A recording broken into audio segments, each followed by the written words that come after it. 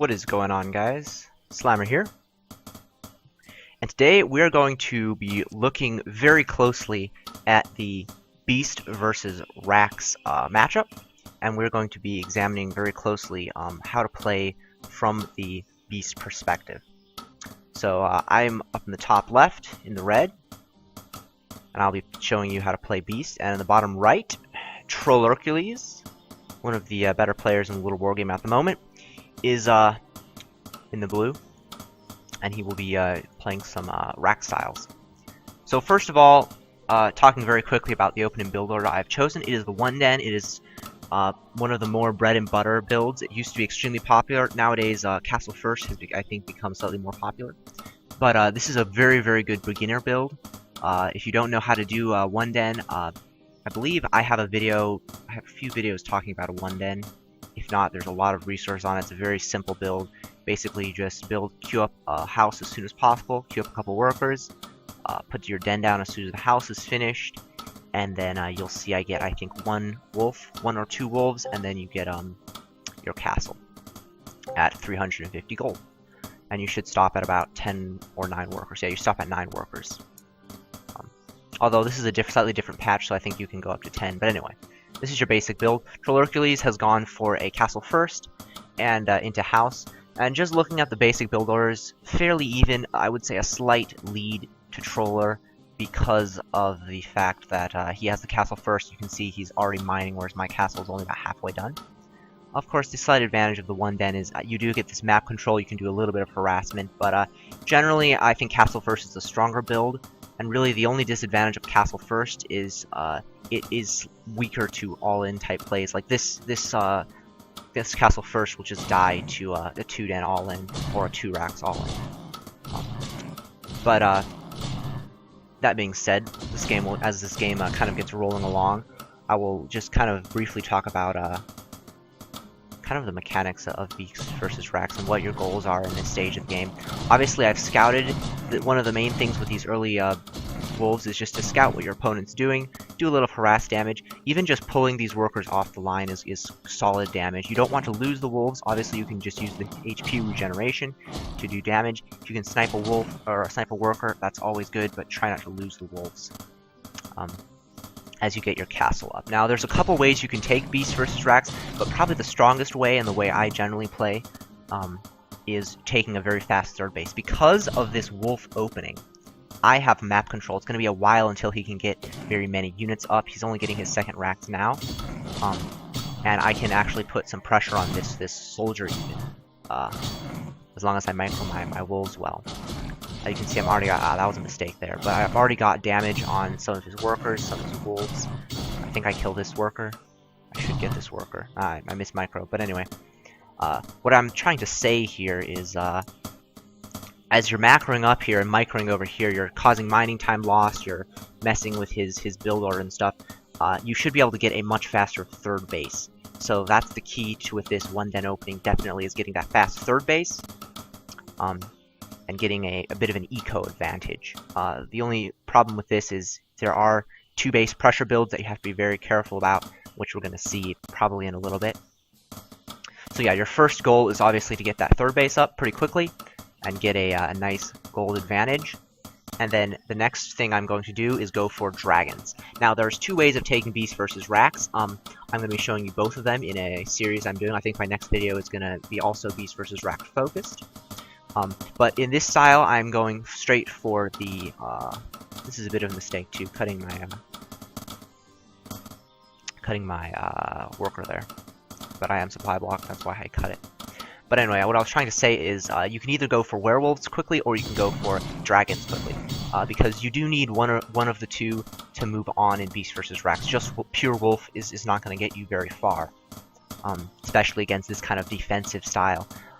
But you can see that I even though I had a bit of a build order disadvantage at the beginning, and he still has 22 over 18, that's probably due mostly to the opening and also maybe a few micro errors, but that disadvantage in workers will start to go towards my side of the table, because I have now three castles going, and he is actually 4 workers ahead, but I should be able to catch up once my triple worker production kicks in once this castle finishes.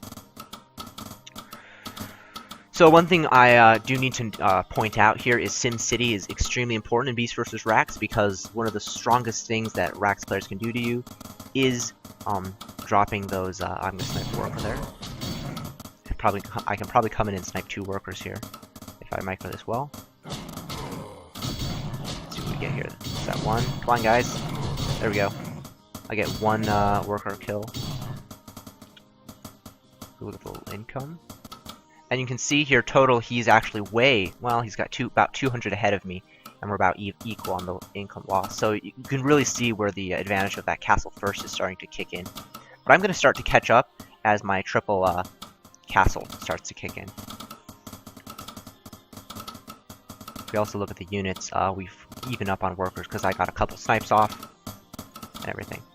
So the big thing, the next part that I need to worry about here is this Rax army, because once Rax starts getting up to around 50 supply-ish, he's got 10 soldiers here, wolves really start falling off in effectiveness.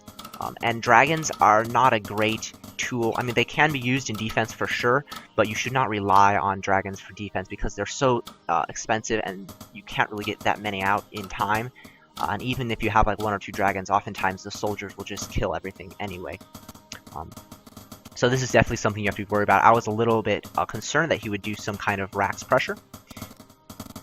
He's not actually doing anything super heavy, but you can see I'm getting towers at my expansion. I would say you need 2 towers.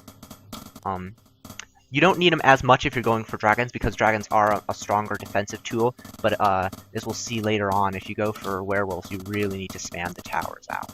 And I was going to talk about SimCity. I made a few small errors with SimCity, but in general, you want to try to surround your animal testing labs and keep all your buildings bunched together so there's minimal surface area, and the soldiers cannot get much damage down onto your units. But the first dragon is out, so that's pretty nice for me. I've started to have some tools at my disposal to harass with. You can see he has built mostly soldiers because of the wolf opening, and he has very few archers. He's got 1 tower here, and he's got a tower at his main, but there are ways to get damage done with your dragons, etc. And you can also see I'm going for armor. This is extremely important. If you're playing Beast versus Beast, you go for attack. If you're playing against a Rax player, you want armor, because your main units are going to be werewolves and dragons, and just generally you want that armor because it's going to give you the most utility against things like archers. Your armor is you want to just keep those werewolves and dragons alive as long as possible.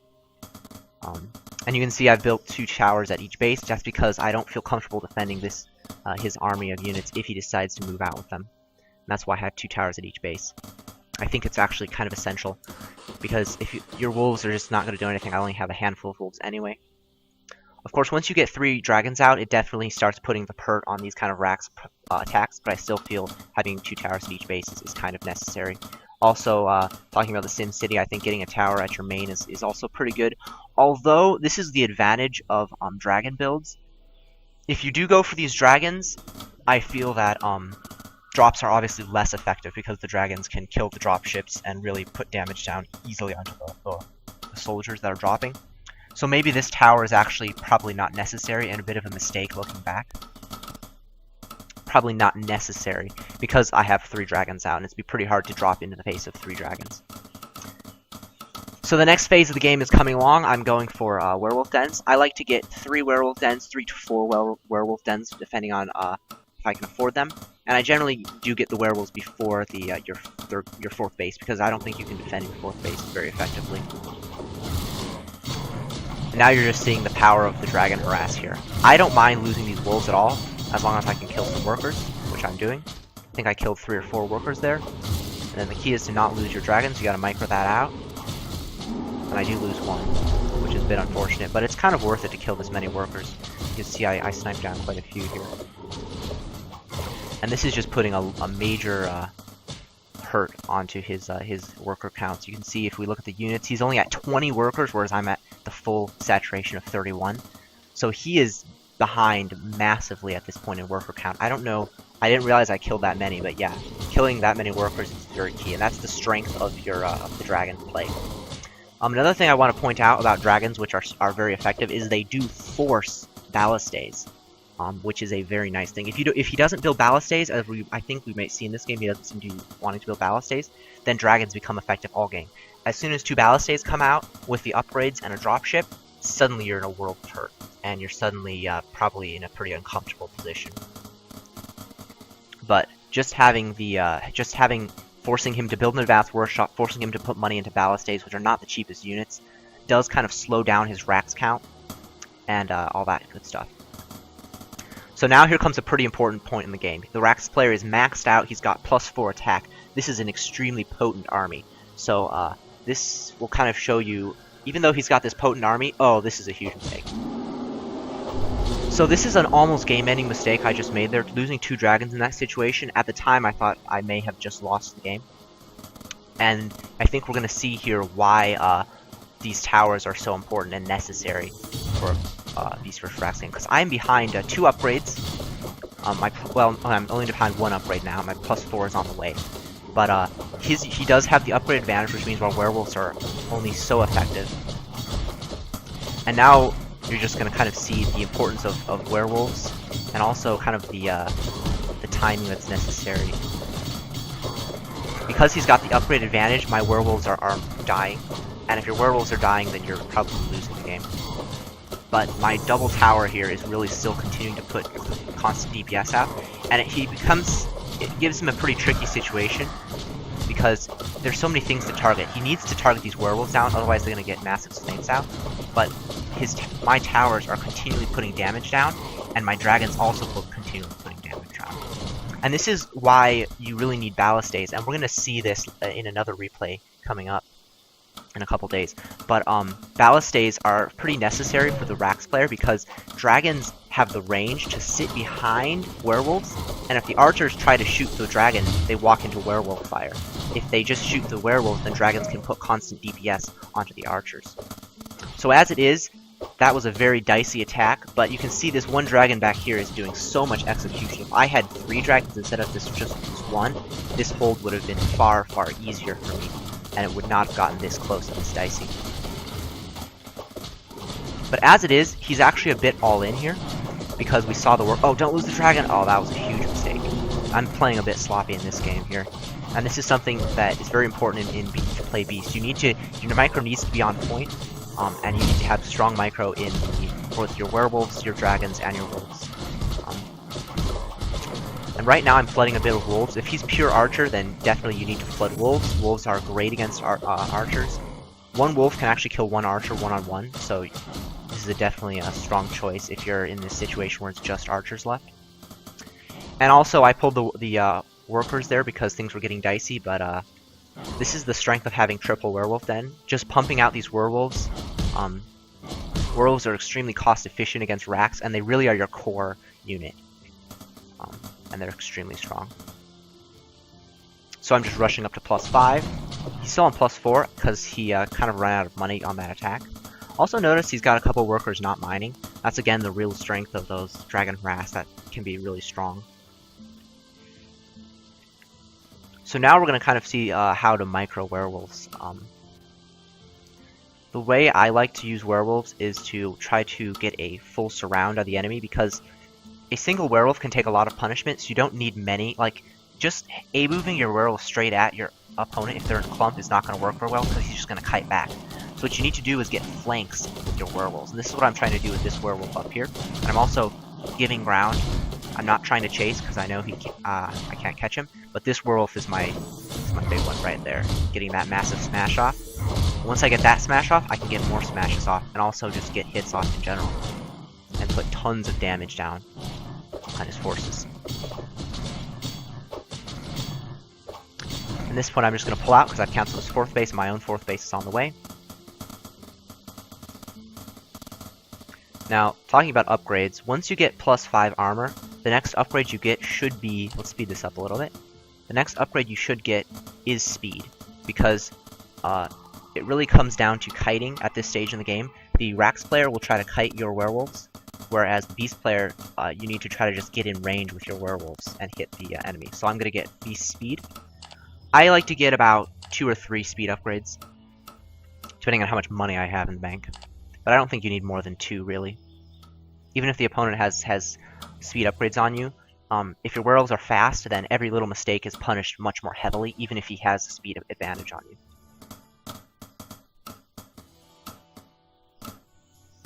So it's very easy to die to Rax all-ins, like we kind of, I mean, not really all-ins, but really heavy pressures like we saw in this game. And you have to get your werewolves out in time to deal with that. So it's really important that in Beast vs. Beast that you tech efficiently and you tech decisively. You don't want to sit around on just Dragon Wolf or just even Wolf. You want to be making sure you're getting to your werewolves and you're getting to them very quickly. You want to make sure you have wolves scouting out where his army is. And you also need to make sure you continually have map presence. You can see I have a wolf here. I have this wolf squad here. And the reason I have a wolf here because I want to know if he's pushing out with his archers and his army. Because at this stage in the game, you start to run into issues where your werewolves are fairly slow and his units are fairly quick. So you don't want to be out of position when his Rax army, especially once the Rax units start getting speed upgrades, you don't want to be out of position and like running like on this side of the map when his Rax units hit your expansion, because they have so much DPS with +5, they'll just burn down your expansion extremely quickly before your werewolves can even get out of there. So you need to be in position before the opponent gets there. And in fact, I'm just going to leave 2 werewolves here. And one of the great things about werewolves that you can do in this situation is they die very slowly. So like a maxed out Rax army will still have to give ground before these werewolves, or at least kind of dance around a bit, and that will give me time to run my other werewolves over.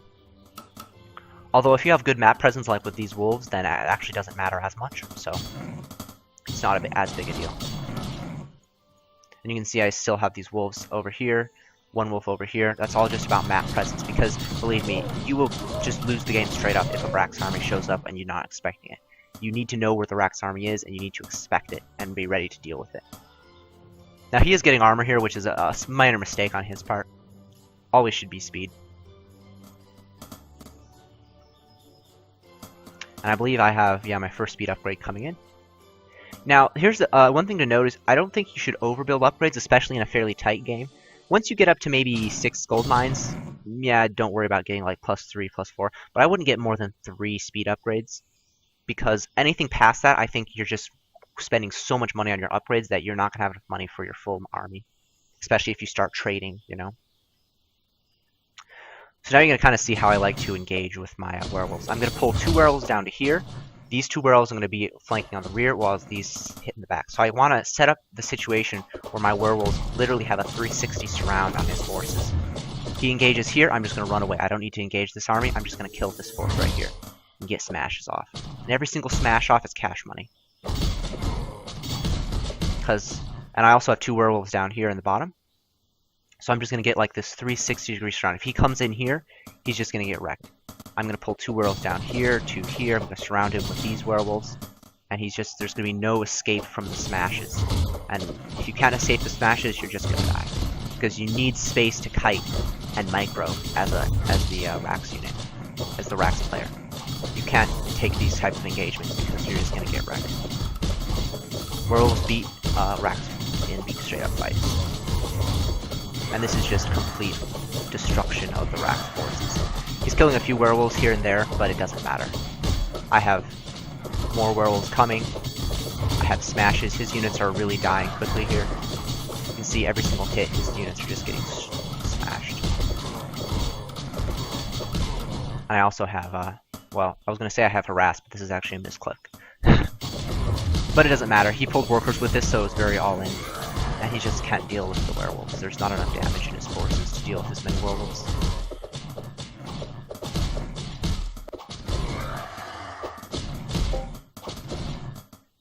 And he calls it GG. Alright, hope you guys enjoyed that replay. And I hope it gives you some ideas how to play. I know there's a couple people asking how to play Beast vs. Rax, and I really haven't done a in-depth Beast vs. Rax game in quite a few months, I found out. So,